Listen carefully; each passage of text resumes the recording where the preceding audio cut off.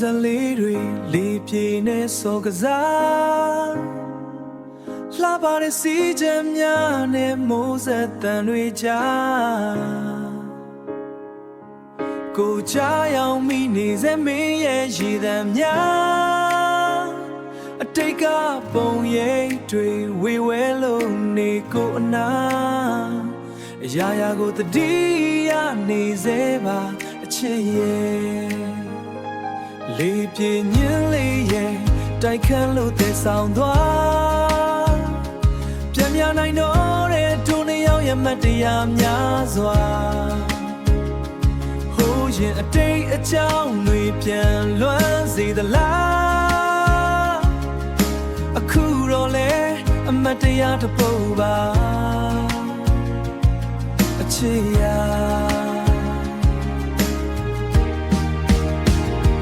ကဲဆိုဒုနေရောက်ရဲ့ချစ်ကပေါင်းဖက်ဖို့မဟုတ်ဘူးလား